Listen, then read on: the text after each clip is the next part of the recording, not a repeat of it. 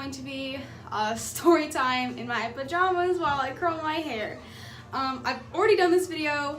It's my very first video when I was 16 and pregnant, and I did not watch that video to do this video. So there might be details in that video that are not in this one because it's been several years since then. I was 16 in that video and I am now almost 20. So did I say I was 19? I was 16 in that video and I'm about to be 20 if I said that wrong. Yeah.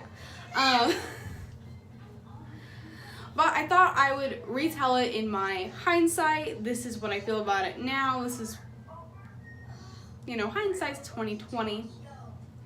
So I thought it'd be fun to just retell it in a, you know, now kind of outside looking in to the situation. So I'm just gonna jump right in with the very beginning and just a little bit of details about me and Tristan. So me and Tristan have been together since I was 15 and he had just turned 17, and we've been together since October of 2014. And we were kind of a long distance relationship. He lived a town over about 30 minutes away, and I live still where we live now in Springfield. So we did not see each other a terrible amount. So when I say this, I mean this. Okay, so when I got pregnant, we had been dating for about 5 or 6 months, which doesn't sound horrible for a teen relationship. But remember the fact that we were long distance, so I'd only actually ever met him between 5 and 6 times when this happened. So I didn't really know Tristan, and he didn't really know me when we conceived James.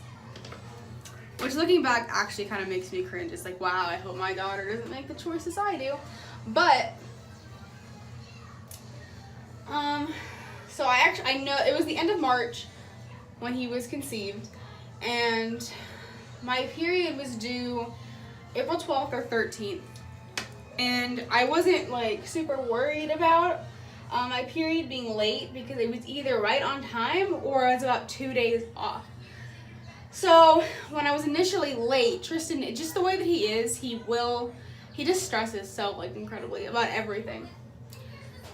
So I was, you know, on the date of my period, 1 day late, 2 days late, and he's freaking out. And I'm like, honestly, I'm 16. I was almost 16. I'm really young. Periods are off. Like I'm not gonna be pregnant. But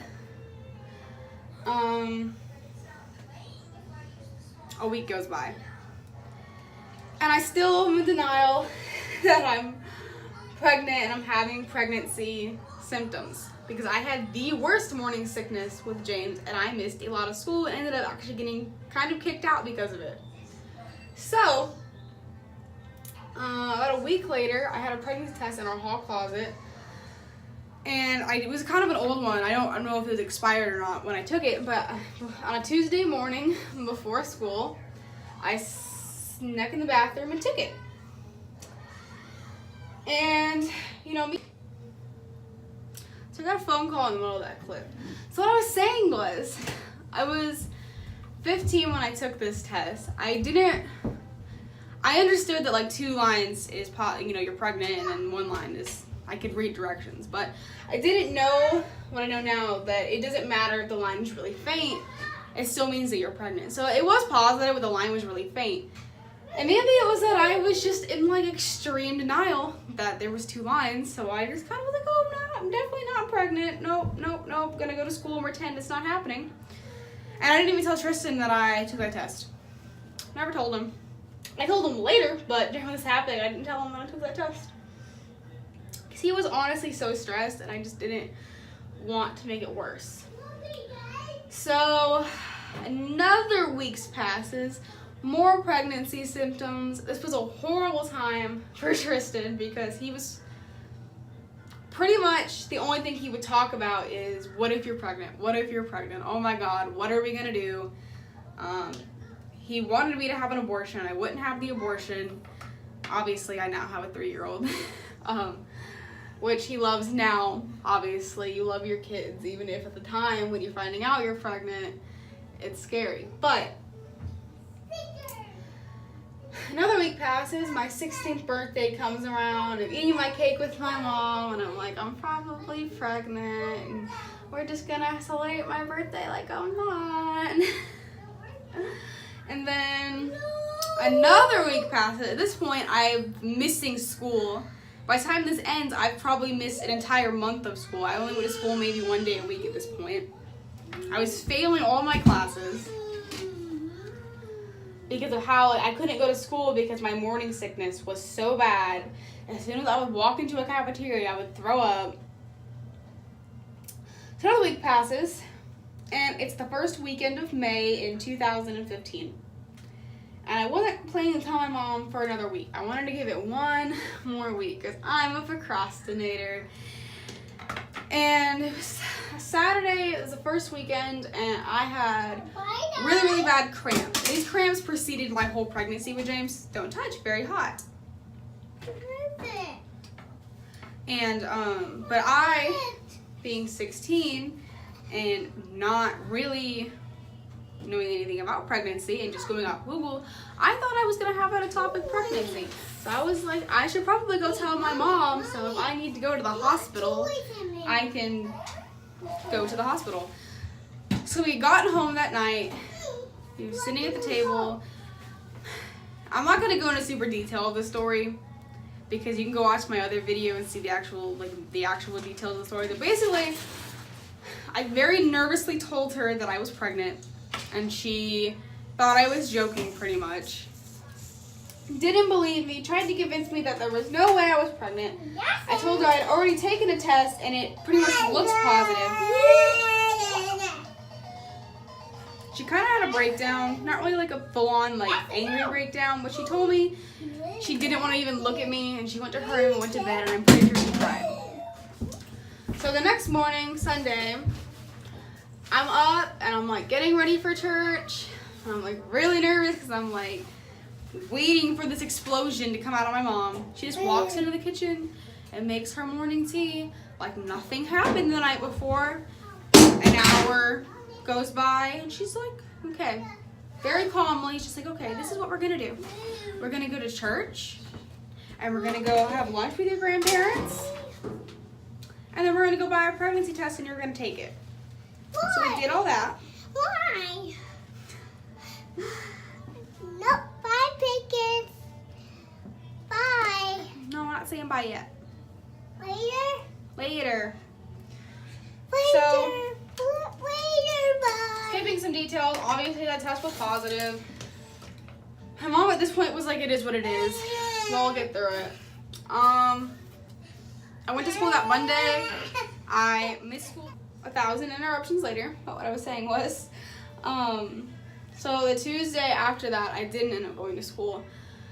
And my mom went up to the school to talk to them about how I wasn't going to come back the next year and what she needed to disenroll me for that year. And I was a freshman that year too. They told her that my attendance was so bad and that I had missed so much school that I needed to just be disenrolled then and that I shouldn't come back. But in a way, they kind of insisted that I should leave. So I never had my last day of school. I never really got to say bye to anyone, and anyone that I was ever friends with at this point in my life, I've pretty much never talked to since, because as soon as that all came out, nobody was my friend anymore. Not that they were like straight up like, I don't want to be your friend, they just no longer talk to me anymore. And I've had no contact with pretty much any of them in the years passing, except for a few people that wanted to be a part of my baby and with everything, because that's what people do, and then when the baby came, they just weren't there. So that's fine. That's what happens. But, so I ended up going to the pregnancy care center, and which is like a clinic here where they do like free pregnancy testing and everything. And I was pregnant and everything. I'm trying to remember everything that happened in what order. So basically, one of the biggest dramas of my teen pregnancy was that I didn't have insurance. I didn't have medical insurance, and I didn't really have money just to out-of-pocket pay to go to the doctor like every month. So I was trying to get on Medicaid, which can be kind of, if you don't know anything about the Medicaid system, just going into it, it can be kind of difficult to navigate on your own. And so I was 8 weeks when it was confirmed I was pregnant, and I didn't see a doctor till I was almost 15 weeks pregnant. So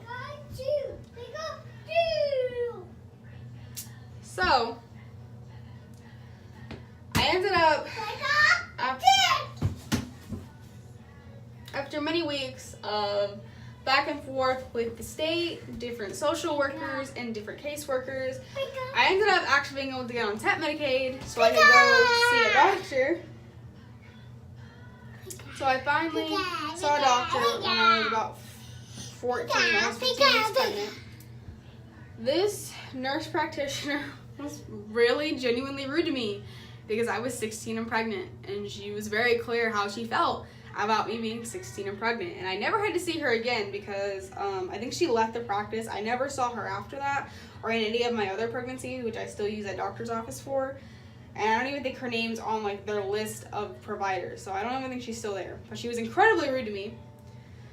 So I dreaded going to the doctor the next time for my 20-week appointment, which is really sad that my second appointment was my 20-week appointment. But I didn't know that. I didn't know that you were supposed to go to the doctor at like 4 weeks. But that was the only appointment that Tristan ever went to because of the ultrasound. I'm not dissing him at all. I'm just letting you guys know genuinely this is what it's going to be like if you're like...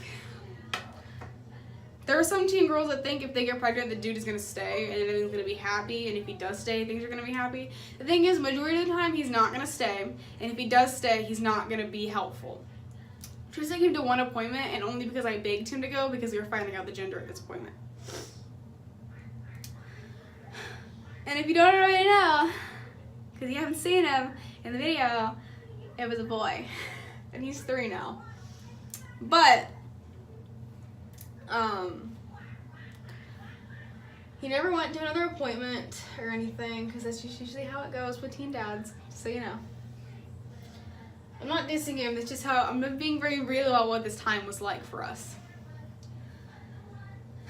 So, I don't remember specific details of everything that actually happened between 20 and 30 weeks, but I can tell you this.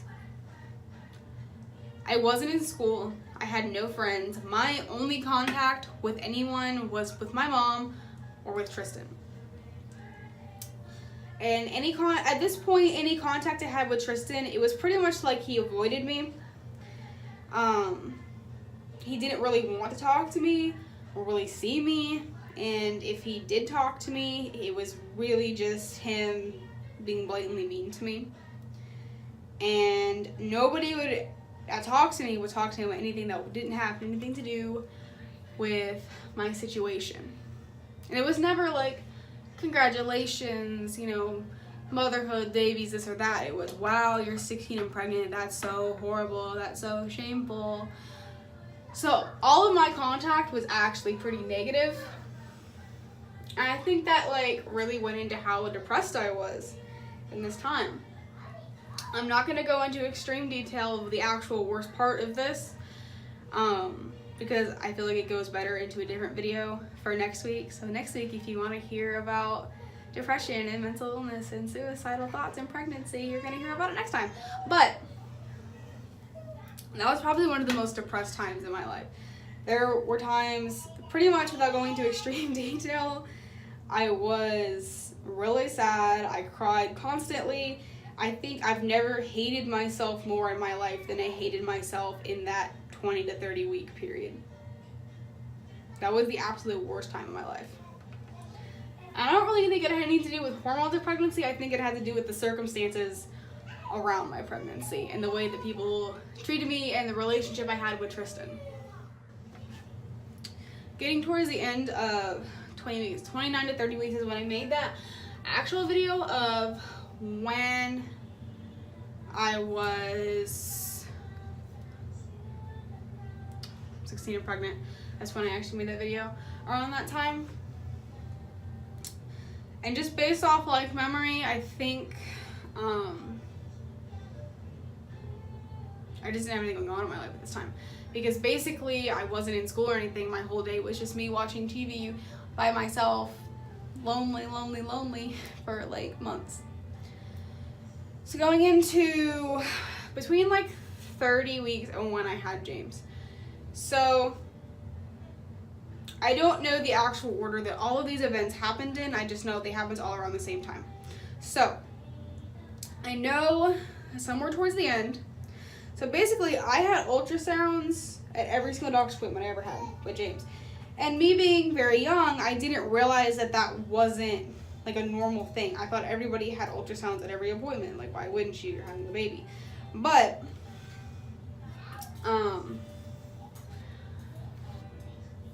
I had seen the same OB my whole pregnancy, and she never brought this up to me until I seen a different doctor just for like one appointment. And I had my ultrasound, and I went into my doctor's appointment thinking everything's normal because everything's almost normal. I like had a really healthy pregnancy, and she goes, "You have a marginal cord."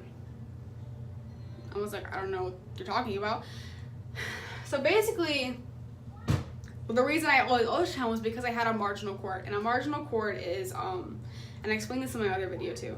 If my placenta was the palm of my hand and this was the umbilical cord, your umbilical cord should grow like this in the middle of your placenta, but mine had grown at the very bottom. And basically, if it grows like that, it's high risk to just break off, which would probably essentially kill the baby, or the baby will not get all of the nutrients because it's not, I don't know, it has something to do with the way it grew. But so basically, because I had all these ultrasounds to make sure that James was even going to grow, which they never told me. What's my battle base? Help me battle base. Yeah. Let's do that. So box. Who is it, she sent me in for an emergency ultrasound to like check on it, make sure that it was gonna be fine. It ended up being fine. James was in the NICU and stuff, but that has nothing to do with him having a marginal cord. Another interruption. I don't remember exactly what I was saying, but basically, if you have a marginal cord, usually it's fine. They usually doesn't. It's just the way it grew. It's because you have it in one pregnancy, you probably won't even have it in your next. It's not like anything wrong with you. It just happens that way sometimes.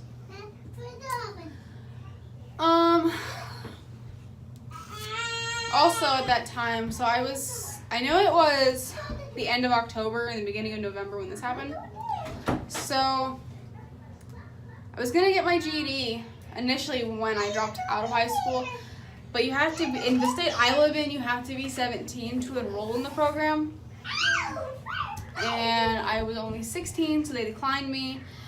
And again, the end of October, my mom calls again and was like, "Hey, look, she's gonna be 17 in April. She's having a baby. She hasn't been to school. There's really no point in her like having to wait to her being 17 to start the GED program. It's just a waste of time. Is there anything that I can do or that you can do to get her into this program?" So the director, what ended up happening was, you either have to be 17 or have 16 high school credits. I had neither. I was 16. You have to be 17 or have 16 high school credits. Okay. So I had neither of those. But the director was also a teen parent who got her GED. And she kind of took pity on me and pretty much lied to get me into the program. And she said, "Look, as long as you don't take advantage and simply sit here and work and aren't like a pain in the butt, then you can come here and study and get ready for your GED and go ahead and enroll. But you just can't take your test until you're 17. So that's what ended up happening. I think I got a lot less depressed once I was going to school every day. And with the GED, it's not like school. You just walk into like a library type setting and you sit and you study by yourself and you teach yourself everything on your own. There's nobody who sits there and works on anything with you. You just have to do it yourself. I went from either 7 or 8 to like noon every day. like Monday through Friday up until I think like the week before I had James, and that was only because like I was having a lot of like inconsistent contractions, but also my grandpa was in the hospital and my mom was like their caretaker pretty much and stayed up there with them. So I spent a lot of time in the hospital that week before. Which I was like 37 when I was pregnant the week before I had James. So, and about a week before I had James, like the Thursday before, I go to the hospital with my grandparents, like guessing dates.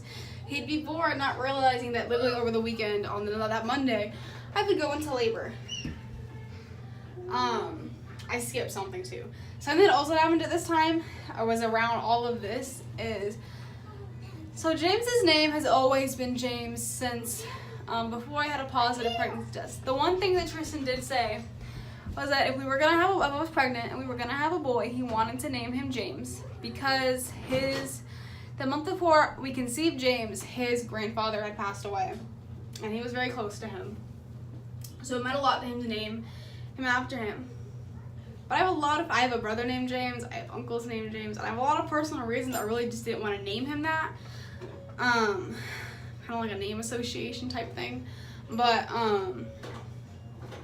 I felt bad right after his grandfather passing, telling him I didn't want to give his first name be that. I wanted it to be his middle name.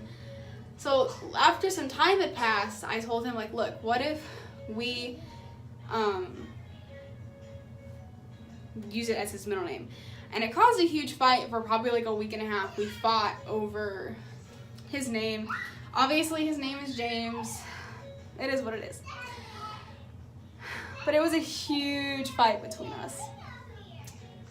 And I feel like that's not an uncommon fight between people that are having babies, is to fight over their child's name, because that's kind of a hard thing to agree on.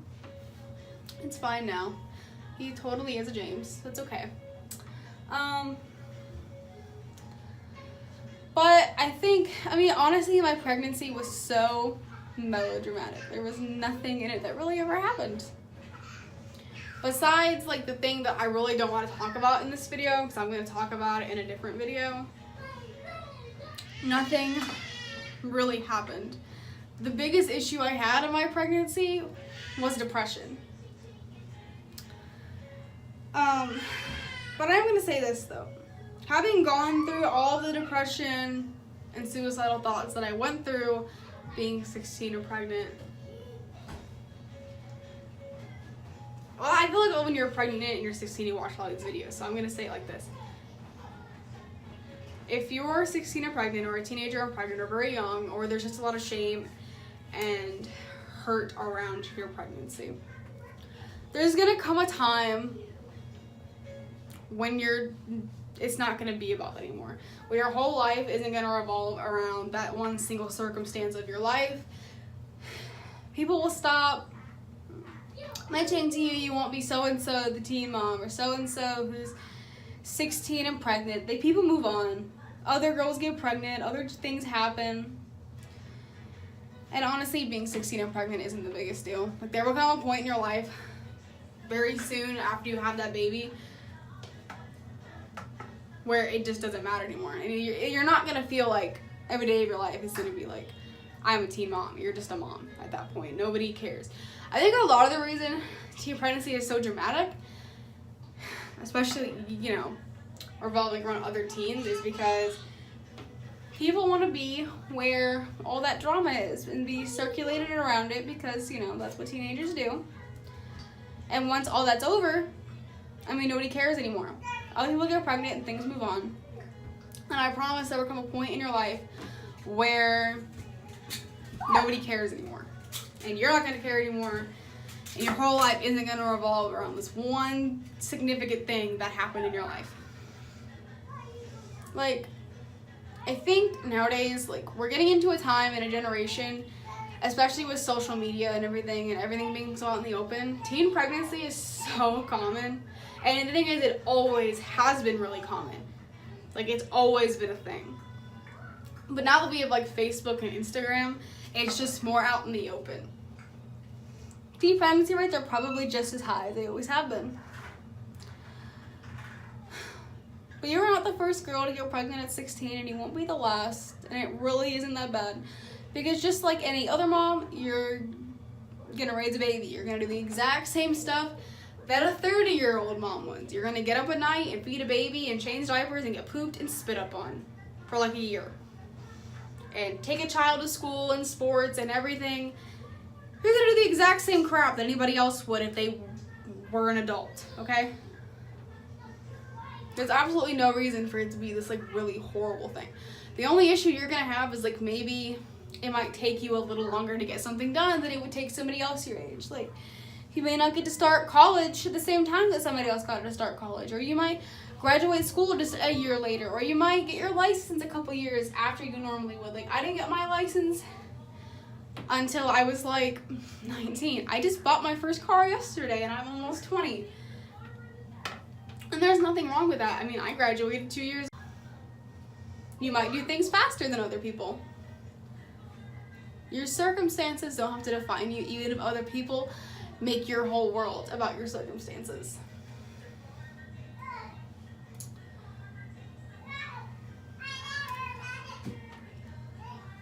And to be honest, I will tell you that being a teen parent was honestly the best thing to ever happen to me.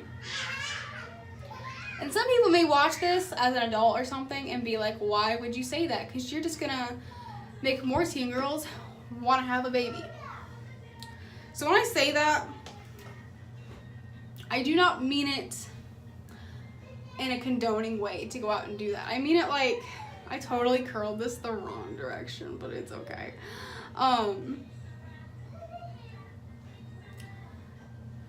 Teen pregnancy isn't going to be the best thing to happen to everyone, but me personally,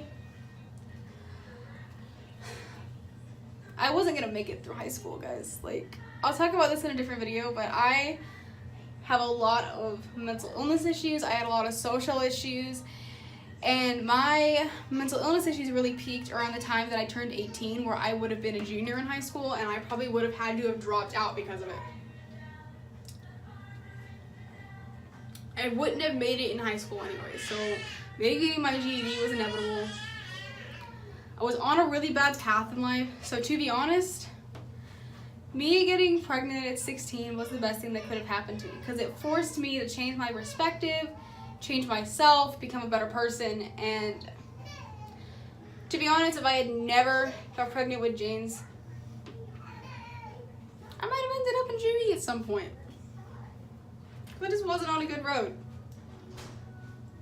I had almost been in juvie. So, I mean, for some people, I mean, this is my religion, this is what I'm gonna say. I think when people are unwilling to change, no matter what, God will put a big circumstance in their life to force them onto a different path. And I think that's what happened to me, is that I was forced into a different path. And do all girls who get pregnant at 16 change? Some of them still continue to party and do stuff, but to be honest, the vast majority will grow up extremely fast and raise their baby.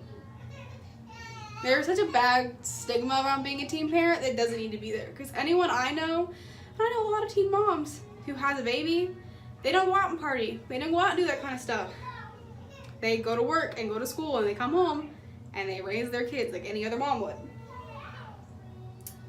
But I think that's all I have for my kind of retold pregnancy story, guys. I think that's kind of all the little bit of advice I have. If you are expecting a child in your teen years, it does get better. Your whole life isn't always going to revolve around it, I promise. So yeah, I hope you guys enjoyed my little story time video. And my next one will be my more dramatic labor and delivery and NICU trauma story that happened right after this one. So like and subscribe, and I will see you guys in